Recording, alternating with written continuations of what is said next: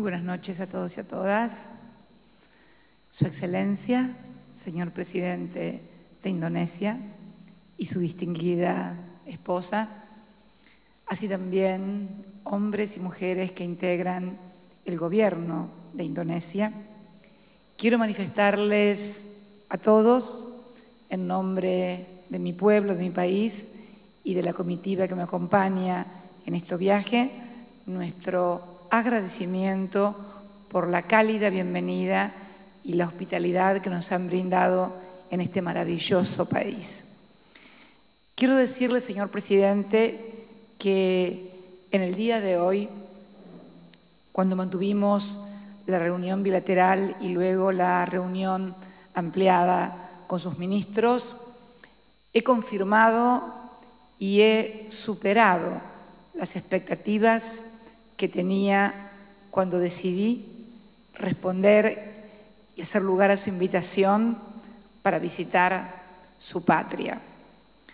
Esto me movilizó inmediatamente a formularle a usted y también a su distinguida esposa hace unos instantes la invitación formal para que usted venga acompañado por su señora esposa a visitar a nuestro país en visita oficial de Estado. Será para nosotros un inmenso honor recibirlo. Estamos convencidos, absolutamente convencidos, que de la cooperación y de la articulación inteligente de las economías emergentes, de la cooperación sur-sur, de estos países que como Indonesia y la República Argentina han contribuido en la última década a sostener y a incrementar el crecimiento de la actividad económica global, incorporando a millones de compatriotas al consumo, ampliando el mercado interno, generando nuevas alternativas, creyendo y sabiendo fundamentalmente que hay un mundo nuevo que debemos entender y que debemos aprovechar las oportunidades que a nosotros, países emergentes, que el viejo orden mundial nos había asignado el lugar de meros proveedores de materias primas baratas. Además, esto ha cambiado definitivamente y hay un mundo que ya no nos tiene como meros proveedores de materias primas, sino como protagonistas de la nueva etapa, este siglo XXI, que algunos líderes de países desarrollados no alcanzan todavía a comprender la profundidad y la densidad del cambio, exige un nuevo modelo de abordaje en las relaciones entre los países. El siglo XX, la historia, el siglo XIX también, fundamentalmente en la etapa de las colonias, en el siglo XIX y la descolonización del África y del Asia, del sudeste asiático también durante el siglo XXI. Las cruentas dictaduras que también hemos vivido nosotros en la América del Sur, no ya a manos de potencias extranjeras, sino muchas veces manipuladas desde el exterior y ejecutadas por nuestros propios compatriotas, también nos acercan en algo que es el sufrimiento que hemos tenido como sociedades, con gobiernos autoritarios que no se preocupaban por el bienestar de nuestros pueblos. Son muchas las cosas que nos acercan, los sufrimientos, las experiencias, pero por sobre todas las cosas, las esperanzas de un mundo mejor y las realidades que hemos podido construir. Usted mencionaba que ambos somos miembros del G20, este nuevo espacio que ha ampliado aquel viejo G8, no porque hayan querido ampliarlo, sino porque la realidad se impuso y se visualizó que aquel espacio ya no reflejaba el mundo que vivíamos. Y como usted señalaba, este año y el próximo nos tocará integrar a la Argentina el Consejo de Seguridad de Naciones Unidas. Nosotros desde allí, desde ese puesto, no representaremos únicamente a la República Argentina, sino a todos aquellos países que están comprometidos en un mundo donde haya más paz y seguridad. Pero para que haya más paz y seguridad deberá haber mejor y mayor calidad de vida para todos los habitantes de este mundo global. Porque los fenómenos que hoy atacan al mundo en distintas latitudes, desde el narcotráfico al terrorismo internacional, tienen también sus raíces y sus causas en la falta de esperanzas y de expectativas de muchísima gente que termina refugiándose o creyendo que esos pueden ser los caminos para una vida mejor. Y cuando esto sucede es porque los estados y fundamentalmente el mundo no les ha ofrecido una expectativa y una esperanza mejor. Por eso nuestra labor en ese Consejo de Seguridad será concebir a la paz no como un ejercicio militar. La paz no se consigue militarmente, la paz se consigue política y socialmente. Yo tengo la firme convicción de que esta debe ser la manera de abordar. Y también, ¿por qué no?, la modificación de muchísimos organismos multilaterales y también de sus reglas de juego. Ese Consejo de Seguridad, hoy lo charlábamos en la reunión bilateral, que nació luego de la Carta de San Francisco, cuando termina la Segunda Guerra Mundial, y que reflejaba un mundo que hoy ya no existe. Reflejaba ese mundo que se había dividido en dos y donde estaba siempre latente el problema y el peligro del holocausto nuclear. Resulta ser que quienes hoy integran en forma permanente ese Consejo de Seguridad ya no son los antagonistas y enemigos de antaño. Al contrario, se llevan todos muy bien y muchas veces toman decisiones que precisamente no van en pos de lo que decide el plenario de Naciones Unidas. Nosotros, la Argentina, somos un claro testimonio de cómo se utiliza ese sillón permanente en el Consejo de Seguridad para incumplir las mismas órdenes que esa Asamblea de Naciones Unidas impone. Aprovecho para mencionar el caso Malvinas, que es un claro ejemplo de ese doble estándar que se da, por ejemplo, en el Consejo de Seguridad. Allí tenemos múltiples resoluciones de Naciones Unidas, de su Comité de Descolonización, de otros foros internacionales, absolutamente todos respaldando la decisión de Naciones Unidas de que Inglaterra se siente a negociar con Argentina la cuestión de soberanía.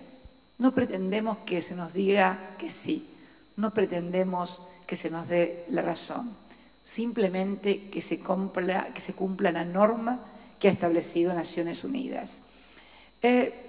Pero claro, Inglaterra tiene un lugar permanente en el Consejo de Seguridad y esto le permite no cumplir las normas. Podría citar otros ejemplos respecto de otros países y respecto de otras situaciones, pero no parece acercarse a la paz, no parece acercarse a un mundo más equitativo y justo que los que tienen el privilegio de tener un sillón permanente en el Consejo de Seguridad de Naciones Unidas utilicen ese lugar para violar las decisiones de Naciones Unidas. También en materia de Organización Mundial del Comercio, algo que hoy es fundamental en los pueblos. Siempre en el siglo XX las relaciones de intercambio comercial fueron favorables a los países desarrollados. Y decía al principio de mi intervención que siempre se nos veía en esto como los proveedores de materias primas sin valor agregados a precio barato. Esto significaba hambre, miseria y atraso para nuestros pueblos.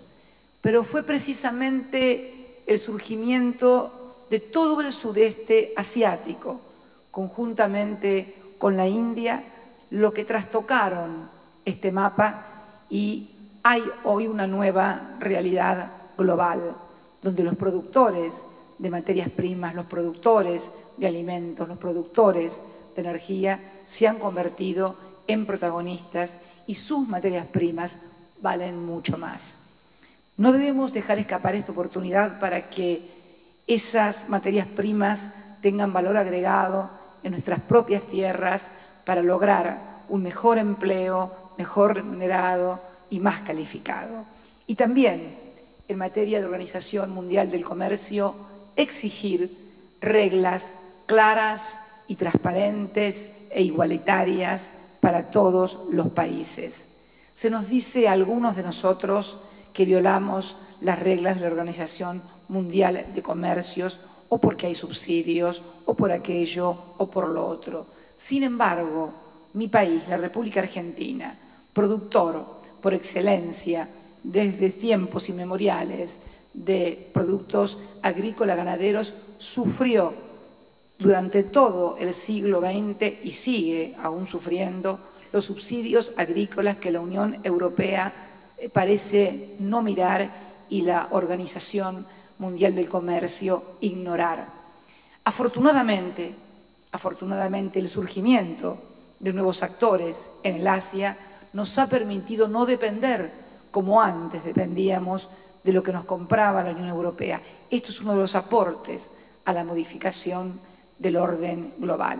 Pero es imprescindible ir más allá y establecer reglas claras de juego para todos. No nos pueden exigir a los países emergentes que estamos luchando para incorporar más gente a la producción, para tener más clase media, para ampliar nuestra clase media, que no administremos nuestras economías y nuestros comercios para seguir progresando, porque además, incorporando más gente al consumo, no solamente estamos contribuyendo al bienestar de nuestro país o de nuestra sociedad, estamos también contribuyendo al bienestar y a la rueda de consumo global que algunos parecen haber olvidado, proponiéndole al mundo solo programas de ajuste y contracción del gasto. Digo yo, si la gente no consume, si los países tienen deudas soberanas que les impide inyectar recursos en el mercado, si además las familias pierden sus empleos y sus casas, ¿cómo se cree que se puede reactivar la economía del mundo? Estos son los planteos que muchas veces yo hago y a los que hacía alusión el señor presidente de Indonesia en el G20. Y yo creo que lo que falta son nuevas ideas. No se pueden resolver nuevos problemas con viejas ideas y viejas políticas, y sobre todo si esas viejas ideas y esas viejas políticas fueron las que provocaron la crisis financiera que en el año 2008 se desplomó sobre el mundo y cambió de un plumazo las relaciones que hasta ese momento estaban. Y fundamentalmente las cambió desde un punto de vista de modelo cultural. Se nos había impuesto a todo el mundo, desde el consenso de Washington, la idea de que el Estado era casi un estorbo para la economía, que el Estado no debía meterse, que el mercado asignaba recursos, que el mercado todo lo resolvía, que las soluciones estaban en el mercado y que el Estado solo molestaba al desarrollo y al progreso. Pero he aquí la sorpresa, que cuando el mercado explota, cuando se comienzan a descubrir burbujas, cuando comienzan a explotar bancos, financieras, aseguradoras en el mundo, cuando comienzan a producirse las masivas ejecuciones de hipotecas, desalojos, ¿a quién se recurre? Al Estado. Es el Estado el que tiene que inyectar ingentes recursos para financiar los sistemas financieros que precisamente a partir de los derivados y de creer que el dinero se reproduce a sí mismo, sin pasar por el circuito de la producción de bienes y servicios, produjo esa catástrofe que empezó en el 2008 y que aún, desgraciadamente, no ha terminado y este año que pasó parece profundizarse. ¿Cuál debe ser entonces nuestra colaboración? La colaboración, en este caso, de la relación bilateral entre Argentina e Indonesia. Relación que yo me atrevo a decir no tiene techo. Mi país no tiene techo significa que tiene crecimiento indefinido. Y tiene crecimiento indefinido primero porque hay una escala muy importante en Indonesia. Cuarto país en población en el mundo, con una densidad poblacional superior a los 130 habitantes por kilómetro cuadrado. Y por otra parte, mi país, el octavo en superficie en el mundo y el cuarto en superficies cultivables, pero solo con apenas 40 millones de habitantes. En mi provincia, la provincia de Santa Cruz, que es la segunda provincia en extensión de la República Argentina, hay menos de 1 habitante por kilómetro cuadrado. Pero tenemos magníficas políticas y tenemos también la decisión y el coraje de creer en nuestro país y desarrollar un mercado interno muy importante. Tenemos un desarrollo en materia de ciencia y tecnología, en materia nuclear, en materia de agricultura de precisión, en materia de biotecnología, de software, de turismo, todas las disciplinas que hemos repasado hoy con su excelencia, el señor presidente y sus colaboradores, y más tarde en el hotel donde me alojo con la Asociación de Empresarios de este país, a los cuales muchos me han dicho que luego de escucharme hablar acerca de nuestro país, de las posibilidades en minería, en turismo, en fin, en tantísimas actividades, están deseosos de visitar nuestro país. Hemos acordado con el señor presidente y con una delegación previa de funcionarios de Indonesia visitará precisamente la Argentina para poder identificar, y así lo establece el memorándum de cooperación para inversiones, el memorándum de entendimiento que hemos suscrito en el día de la fecha, identificar todas aquellas áreas en las cuales debe producirse una asociación estratégica entre Indonesia y la República Argentina. También decir que muchos de los empresarios indonesios que hoy compartieron conmigo la tarde una reunión excelente, muchos de ellos ya tienen fuertes negocios con Argentina. Visita además, acompañando a esta delegación política, creo, si no me equivoco, la delegación de empresarios más importante de Argentina que hasta ahora ha visitado Indonesia. Esto es una muestra del interés que tenemos por quien es nuestro principal socio en el sudeste asiático. Y también queremos ser la Argentina una plataforma para Indonesia en todo lo que es el continente americano, Latinoamérica y el Caribe, la CELAC. Por eso digo que tenemos que contribuir y podemos contribuir a un mundo mejor y comenzar a hacerlo desde la relación bilateral en la complementariedad de nuestras economías. Yo estoy muy feliz de haber tomado la decisión de haber venido aquí a Indonesia.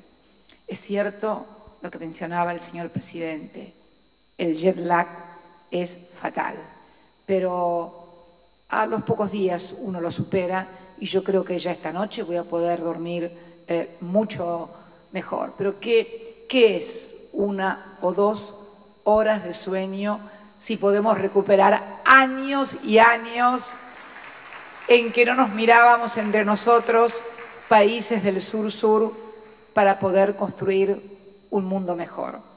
Tenemos convicciones y visiones muy parecidas acerca de lo que está pasando en el mundo.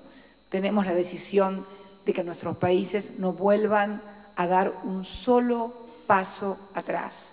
Todos los pasos que deben dar nuestros países deben ser adelante. Y convenciendo a los demás, a los que aún no han entendido que sin bienestar y calidad de vida de los habitantes será imposible tener un país con paz y seguridad, convencer a todos mostrando nuestros modelos. El señor presidente hacía mención a la situación que vivió mi país entre 1999 y el año 2002. Sinceramente, señor presidente y su distinguida esposa y todos ustedes que están hoy aquí, los argentinos vivimos momentos muy difíciles. Yo era legisladora nacional. senadora nacional. Y por momentos, ante tal grado de violencia, ante tal grado de saqueo que los argentinos sentíamos que vivíamos por una deuda que había sobrepasado todos los límites, creímos en un momento como que el país se nos escurría entre las manos.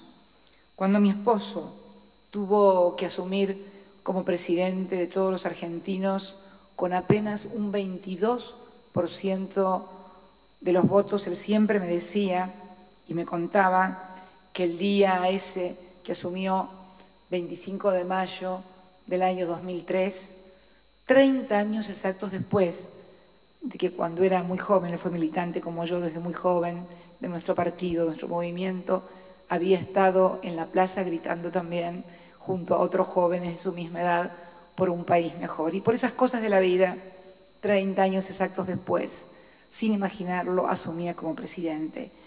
Y siempre me decía que ese día, una vez que terminaron los festejos y al otro día tuvo que ir a trabajar de presidente, como correspondía, sintió la soledad y sintió todo lo que faltaba hacer. Sin embargo, su inmenso coraje, su valentía, su convicción, sus ideas, sus pensamientos que él mismo había dicho que jamás iba a abandonar en la puerta de la Casa de Gobierno, lo ayudaron a construir un país que parecía destruido e insalvable, con gente que se iba, con gente en las puertas de los consulados. Recuerdo por esas cosas de la vida, y discúlpenme si me prolongo un poco, pero esto me remueve, las cosas que usted ha dicho, presidente, me remueven muchos recuerdos. Yo era senadora en aquel entonces, cuando él era presidente, y al volver del Senado, todas las noches pasaba por el consulado de la República de España.